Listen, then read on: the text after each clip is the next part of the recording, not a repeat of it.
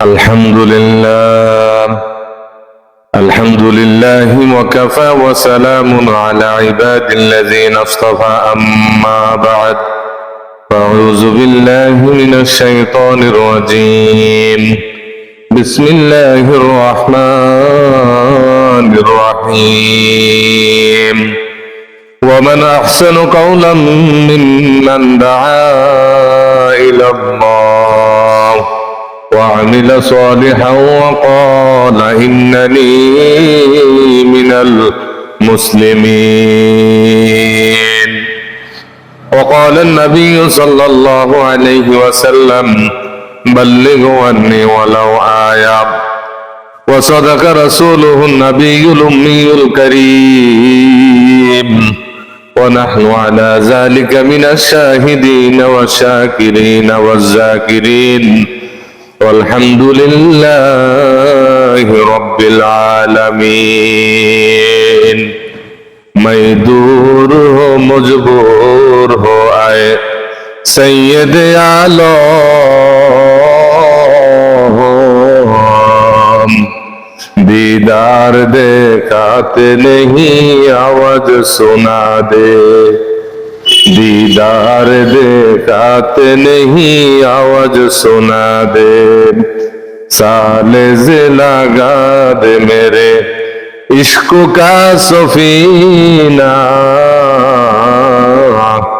आंखों से देखा दे मुझे मक्का ओ मदीना आंखों से देखा दे मुझे मक्का ओ मदीना আল্লাহর বান্দা নবীর উম্মত রব্বে কারীম আমাদেরকে এত সুন্দর একটা মাহফিলের আয়োজনের মধ্যে বসাইলেন। বিভিন্ন মানুষ থেকে আল্লাহ রব্বুল আলামিন ফারেক করে নিয়ে আসছেন। আল্লাহ যাকে ভালো চান, দিনের বুঝ দিতে চান, আল্লাহ রব্বুল আলামিন তাকে হেদায়েতের রাস্তার মধ্যে নিয়ে আসে। জোরে জোরে বলেন না সুবহানাল্লাহ। প্রিয় ভাইরা আমার, রাসূলুল্লাহ সাল্লাল্লাহু আলাইহি ওয়াসাল্লাম ১৫০০ বছর আগে বললেন, আদাল্লুল খাইরি কাফাইলিহি, যে ব্যক্তি মানুষকে ভালো কাজের দিকে ডাকে সে ওই ভালো কাজ করার মতো সওয়াব পায়। সুবহানাল্লাহ। আজকে যারা এখানে আয়োজন হইলেন, পর্দার আড়ালের মা এবং বোনেরা, এই মাহফিলের জন্য যারা চেষ্টা করলো, আলেমদেরকে দাওয়াত দিল, যত মানুষ এখানে কথাগুলো বলবে এবং শুনবে, প্রত্যেকের আমল নামার ভিতরে আমার আল্লাহ রাব্বুল আলামিন তাদের আমল নামায় নেকি দিয়ে দিবেন। জোরে জোরে বলেন না সুবহানাল্লাহ। রব্বে কারীম বলেন, কোরআনুল কারীমকে যদি আমরা প্রশ্ন করি, হে কোরআন, আমরা যদি এরকম ভাবে জমিনে আসলাম, কিসের জন্য আসলাম?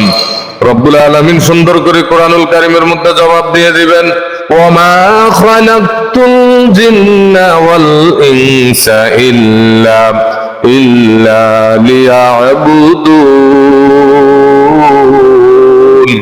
আল্লাহু আকবার। আল্লাহ রাব্বুল আলামিন বলেন, মানুষ আর জিন জাতিকে আমি আল্লাহ এই দুনিয়ার মধ্যে সৃষ্টি করলাম আমার ইবাদত করার জন্য, আমার দাসত্ব করার জন্য। যদি আমরা আল্লাহকে প্রশ্ন করি, আল্লাহ আমরা যদি ইবাদত করি আমাদেরকে কত দিবেন একটা আমলে? রব্বে কারীম কোরআনুল কারীমের মধ্যে সুন্দর করে জবাব দিয়ে দিয়েছেন, মান জাআ বিল হাসানাতি ফালাহু আশরু আমসালিহা। কোন বান্দা বান্দি যদি একটা নেক আমল করে, ওই একটা নেক আমল বিনিময়ে আমার আল্লাহ রাব্বুল আলামিন বান্দা বান্দিকে 10 গুণ দিয়ে দিবেন। সুবহানাল্লাহ। আল্লাহর রাসূল বলেন, ওই ব্যক্তি বড় মুমিন যার দিলের ভিতরে ভালো কাজগুলো, না কাজগুলো আনন্দ দেয়, জিকির আনন্দ দেয়, তাহাজ্জুদ আনন্দ দেয়, হজ আনন্দ দেয়, মসজিদ মাদ্রাসা আনন্দ দেয়, যত রকম ইসলামের ভিতরে ফরজিয়াত আছে, ফরজ আছে, ওয়াজিব আছে, সুন্নাত আছে, সব আমলগুলো যার হৃদয়ের ভিতরে, অন্তরের ভিতরে শান্তি লাগে, আর যার দিলের ভিতরে শান্তি লাগে, সেই হলো মুমিন। জোরে বলেন না সুবহানাল্লাহ। আর যার দিলের ভিতরে এরকম ভাবে খারাপ কাজ যতগুলো আছে, ইসলাম বিরোধী যত মতবাদ আছে, সমস্ত খারাপ কাজগুলো যদি তার অন্তরের ভিতরে খারাপ লাগে, আল্লাহর রাসূল বলেন ওই ব্যক্তি সবচেয়ে বড় মুমিন। সুবহানাল্লাহ। এই বাংলাদেশের জমিনের দিকে তাকাইলে দেখা যায় অধিকাংশ লোক ওয়াজ শুনতে পছন্দ করে না, মসজিদ পছন্দ করে না, মাদ্রাসা পছন্দ করে না, আলেম ওলামার কথা শুনতে চায় না, এরকম দুনিয়ার গুনার কাজের ভিতরে পড়ে গেছে। আমার আল্লাহ রাব্বুল আলামিন নবীজির মাধ্যমে ১৫০০ বছর আগে বলে দিছেন, উম্মত যদি একটা গুনাহ করে, উম্মতের দিলটা হলো একটা আয়নার মতো। জোরে বলেন না সুবহানাল্লাহ। প্রিয় ভাইরা আমার, সময় দীর্ঘায়িত করব না, আমার পর আরেকজন আলোচনা করবে। যে কথাটা বলতেছিলাম, যারা এখানে উপস্থিত আছেন একটু গভীর মনোযোগ।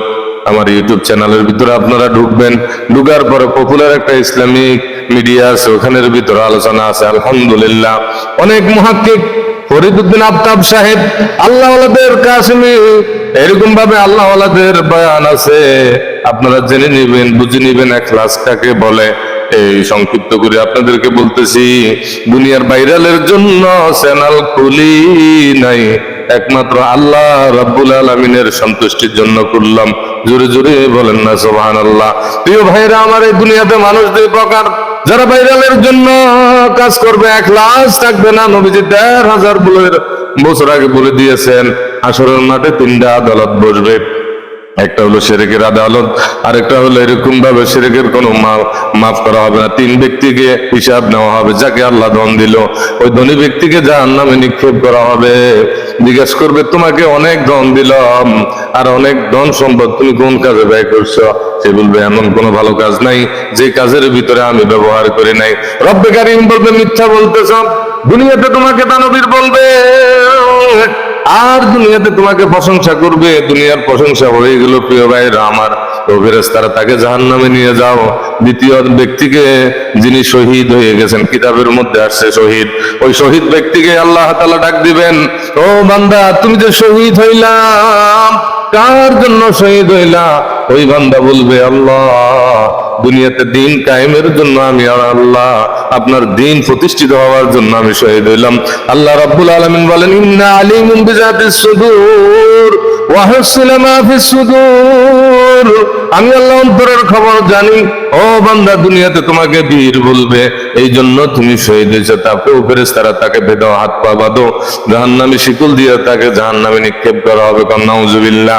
তৃতীয় ব্যক্তি বাংলার জমিনের ভিতরে, এই আলোচনাটা ইউটিউব চ্যানেলের ভিতরে চলে যাবে, যত দূর পর্যন্ত যাবে। প্রত্যেক আলেমদেরকে হাতে পায়ে ধরে বলতেছি, হাশরের মাঠে আমার আল্লাহ রাব্বুল আলামিন প্রত্যেক আলেমকে ডাক দিয়ে বলবেন, ও আমার আলেম বান্দা, এদিকে আসো। তোমাকে আমি রব্বে কারীম এলেম দিলাম, এলেমের নূর দিলাম, মুফতি মুহাদ্দিস হাফেজ হওয়ার পরে তুমি কি খেদমত করলা? বলবে, আয় আল্লাহ, দুনিয়াতে এমন কোন ভালো কাজ বাকি নাই। মাদ্রাসায় শিক্ষকতা করলাম, মানুষদেরকে পড়াইলাম, মসজিদে ইমামতি করলাম, আর এরকম ভাবে মানুষের ময়দানে তাফসীর মাহফিল করলাম। আল্লাহ রাব্বুল আলামিন বলে, বান্দা শোনো শোনো, এটা তো তোমার দুনিয়া বাহবার জন্য, প্রশংসিত হওয়ার জন্য, ভাইরাল হওয়ার জন্য করছো। কন্টাক্ট যুক্ত আমল করছো, রিয়া মুক্ত আমল করছো, শিরক মুক্ত আমল করছো, মানুষ তোমাকে বাবা দিবে। 1 লক্ষ 2 লক্ষ টাকা না দিলে তুমি প্রোগ্রামে যাইবা না। বাবার জন্য তুমি প্রোগ্রাম করলাম। ও আল্লাহর বান্দা আলেম, তুমি শুনিয়া রাখো, দুনিয়ার যে উদ্দেশ্য করলা, আজকে দুনিয়াতে তোমার ফল হয়ে গেল। হাশরের মাঠে কোনো নেক আমল নাই।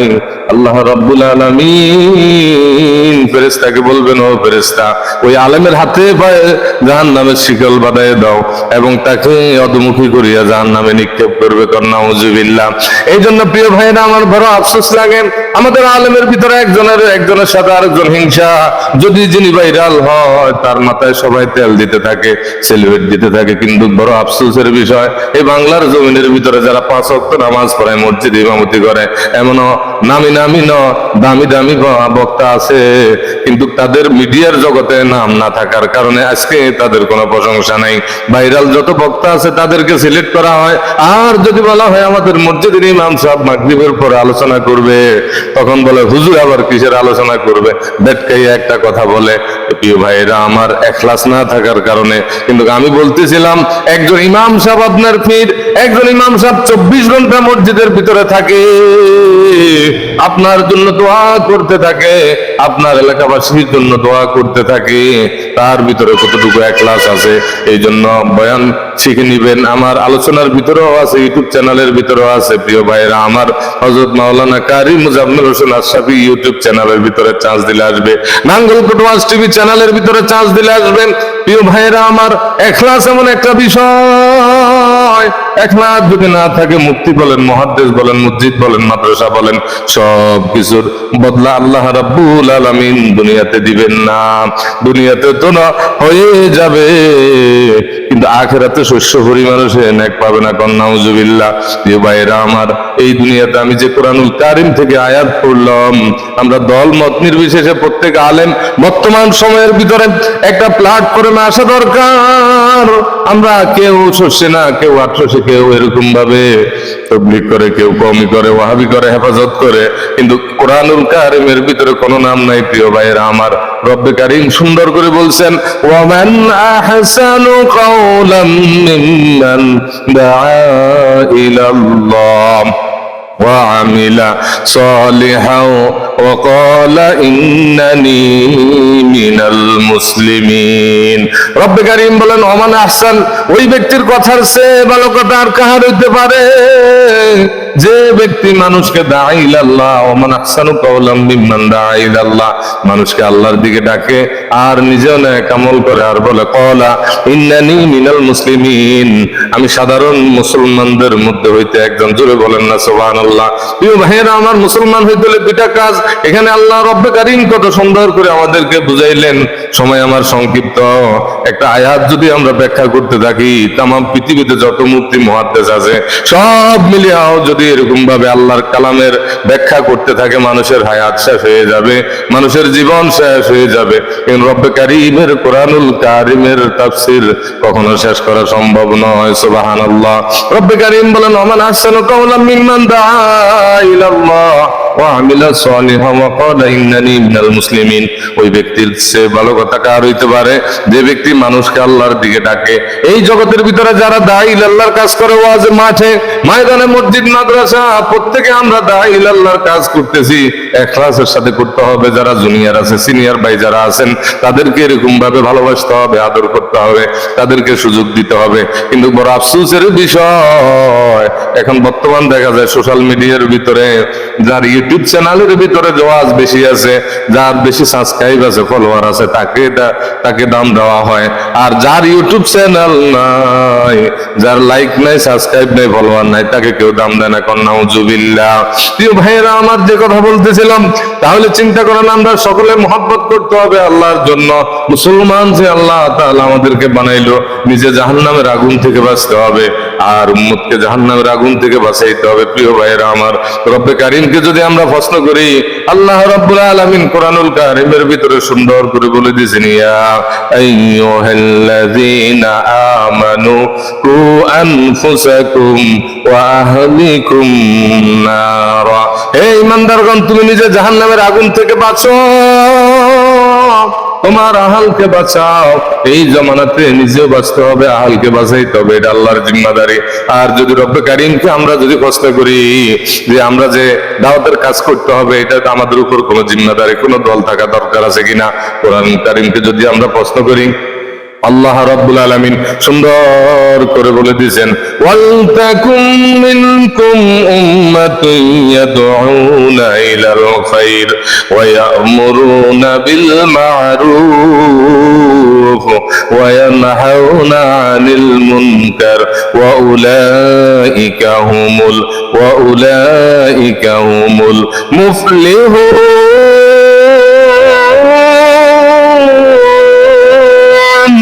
আল্লাহ রাব্বুল আলামিন বলেন, ওয়ালতাকুম, আমি আল্লাহ তোমাদেরকে আদেশ দিলাম, ডিক্লার দিলাম, নির্দেশ দিলাম, তোমাদের ভিতর থেকে একটা জামাত থাকা জরুরি, যারা তা'মুরুনা বিল মা'রুফ, সৎ কাজে আদেশ করবে, ওয়া তানহাউনা আনিল মুনকার, অসৎ কাজে নিষেধ করবে। এই দুইটা কাজ যাদের ভিতরে থাকবে, আমি রব্বে কারীম বললাম, ওয়া উলাইকা হুমুল মুফলিহুন, আমি আল্লাহ রাব্বুল আলামিন তাদেরকে কামিয়াবি করে দিব। জোরে বলেন সুবহানাল্লাহ। আজকে যারা মাহফিলের ভিতরে আসলেন, আর আল্লাহর রাসূল সাল্লাল্লাহু আলাইহি সাল্লাম ১৫০০ বছর আগে বললেন, বাল্লিগু আন্নী ওয়ালাউ আয়া, আমি নবীজি বলতেছি আমার পক্ষ থেকে যদি একটা কথাও যেন অপরকে পৌঁছায় দিও, আমি নবীজি শেষ নবী। বলেন নবী সাল্লাল্লাহু আলাইহি ওয়াসাল্লাম আনা খাতামান নাবিয়িন লা নাবিয়্যা বা'দি। সুবহানাল্লাহ। নবীজি বলেন আমি শেষ নবী, আমার পরে আর কোন নবী আসবে না। নবীর এক জিম্মাদারি, আমার পক্ষ থেকে রিসালাতের জিম্মাদারি। 24,000 বার ওহী আসছে, আমি আল্লাহ রাব্বুল আলামিন আমার কাছে জিবরাইল আমিন সশরীরে 24,000 বার আসছে। আমাকে যে ওহী পাঠাইলো এই জিম্মাদারি আমি আদায় করলাম। আমি তো দুনিয়া থেকে চলে যাইতেছি, আমার পরে তোমাদের উপর জিম্মাদারি দিয়ে যাইতেছি। আর তোমরা যদি একটা কথাও জানো অপরকে পৌঁছাইয়া দিয়ে, জোরে বলেন না সুবহানাল্লাহ। বাল্লিগু আন্নী ওয়ালাউ আয়া। নবীজি বলেন একটা কথা যদি জানো অপরকে পৌঁছায় দাও। এই জমিনের ভিতরে উলামায়ে কেরামদের ব্যাপারে ক্বালান নবী সাল্লাল্লাহু আলাইহি ওয়াসাল্লাম ইন্নাল উলামা ওয়ারাসাতুল আম্বিয়া। নবীদের ওয়ারিস আল্লাহ রাব্বুল আলামিন আলেমদেরকে বানাইছেন। প্রিয় ভাইরা, যারা আলেমদের পক্ষে থাকবে তারা রাসূলের পক্ষে, যারা রাসূলের পক্ষে থাকবে তারা আল্লাহর পক্ষে থাকবে। আতিউল্লাহ ওয়া আতিউর রাসূল উলিল আমরি মিনকুম। আল্লাহ রাব্বুল আলামিন বলেন আল্লাহ আল্লাহ রাসূলের ডাকে তোমরা সাড়া দাও এবং আমিরকে তোমরা ইতাআত করো। প্রিয় ভাইরা আমার, নবীজি বলেন ভালো কাজের মধ্যে তোমরা বেশি বেশি শরীক হও। শেষ জামানার ভিতরে মানুষ গুনাহকে গুনাহ মনে করবে না, ভালো কাজকে ভালো কাজ মনে করবে না। গুনাহকে গুনাহ না মনে করার কারণে আল্লাহ রাব্বুল আলামিন অন্তরের ভিতরে মোহর মেরে দেন। নবীজি 1500 বছর আগে বলছেন মানুষের কলব হলো একটা আয়নার মতো। ওই আয়নাটা যেমন পরিষ্কার থাকে, আর ওই আয়নাটার ভিতরে যদি একটা কাঁচরা পড়ে সাথে সাথে ওই আয়নাটাতে আগ পড়ে যায়। নবীজি বলে মানুষের দিলের কলব অনুরূপ ভাবে আয়নার মতো। আর ওই আয়নাটার মধ্যে যেরকম কাঁচরা পড়লে যদি না মুছে কাঁচরা লেগে যায়, আবার যদি না মুছে আবার কাঁচরা লেগে যায়। মানুষ যদি একটা গুনাহ করে, গুনাহ করার পরে যদি তওবা করে, আল্লাহর কাছে যদি মাফ চায়, আল্লাহ আমি গুনাহগার, আপনি আমাকে মাফ করে দেন। আপনার নাম গফফার, আপনার নাম কারীম, আপনার নাম সাত্তার, আপনি মাফ করে দেন। আল্লাহ রাব্বুল আলামিন সাথে সাথে ওই বান্দার গুনাহকে মাফ করে দেয়। সুবহানাল্লাহ। আর আল্লাহ মাফ করতে ভালোবাসেন। আর যদি আরেকটা গুনাহ করেন, আর যদি মাফ না চায়, এভাবে গুনাহ করতে করতে করতে করতে করতে করতে করতে যখন তওবা ভুলে যায়, তওবা করে না, আল্লাহ রাসূল সাল্লাল্লাহু আলাইহি সাল্লাম বলেন ওই বান্দার ভিতরে এমন অবস্থা হয়ে যায় যে ওই বান্দার ভালো কাজ করার মতো এরকম বিবেক থাকে না, বুদ্ধি থাকে না। ভালো কাজ সে আর তার কাছে ভালো লাগে না। যত খারাপ কাজ আছে, অশ্লীল কাজ আছে, তার কাছে ভালো লাগে। কন্না নাউযুবিল্লাহ। প্রিয় ভাইরা আমার, প্রিয় ভাইরা আমার, রব্বে কারীম কত সুন্দর করে আল্লাহ রাসূল সাল্লাল্লাহু আলাইহি সাল্লাম বলে দিলেন যে এরকম ভাবে মানুষ যখন গুনাহ করে তার দিলের ভিতরে কালো দাগ পড়ে যায়। আর লোহা যেরকম পানি লাগলে মরিচা পড়ে যায়, লোহা যেমন পরিষ্কার করার জন্য রেতের প্রয়োজন হয়, মানুষের অন্তর কলব পরিষ্কার করার জন্য আল্লাহর রাসূল বললেন বেশি বেশি মৃত্যুকে স্মরণ করা আর কোরআনে পাক তেলাওয়াত করা। জোরে জোরে বলেন সুবহানাল্লাহ। হাকিকত সে তো দুনিয়া বেখবর হয়, দুনিয়া কি নুমাইশ पर नजर है नमी गोयम कि आज दुनिया जुदा बस বরকারে কেবাসি বা খোদাবাদ। ওরে আল্লাহর বান্দা, নবীর উম্মত, যে কথা বলতেছিলাম ওই বান্দার দিলের ভিতরে আর ভালো কাজ বসে না। আল্লাহ রাব্বুল আলামিন বলেন বান্দা যখন আল্লাহর হুকুম থেকে, নবীর তরিকা থেকে, আল্লাহর ফরজিয়াত থেকে যখন দূরে সরে যায়, গুনাহ করতে করতে তার দিলের ভিতরে আল্লাহ মোহর মেরে দেয়। খাতামাল্লাহু আলা কুলুবিহিম ওয়া আলা সামঈহিম ওয়া আলা আবসারিহিম গিশাওয়া ওয়া লাহুম আযাবুন আযীম।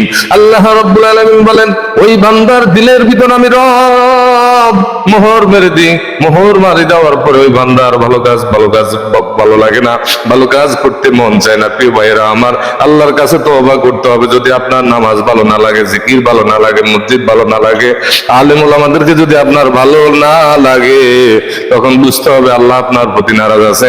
আপনি আল্লাহর কাছে মাফ চান, আল্লাহ আপনাকে মাফ করে দিবে। জোরে জোরে বলেন না সুবহানাল্লাহ। আমরা গুনাহ করতে ভালোবাসি, আল্লাহ মাফ করতে ভালোবাসে। রব্বে কারীম বলেন, কুল ইয়া ইবাদিয়াল্লাযীনা আসরাফু আলা আনফুসিহিম লা তাকনাতু মির রাহমাতিল্লাহ ইন্নাল্লাহা ইয়াগফিরুয যুনুবা জামিআ ইন্নাহু হুয়াল গফুরুর রহিম। ও বান্দা, নিজের নফসের উপর তুমি গুনাহ করছো, জুলুম করছো, অত্যাচার করছো, আমি রব্বে কারীমের কাছে যদি মাফ চাও, আমি আল্লাহ তোমাকে মাফ করব। আমি আল্লাহ অত্যন্ত দয়া এবং ক্ষমাশীল। আসসালামু আলাইকুম।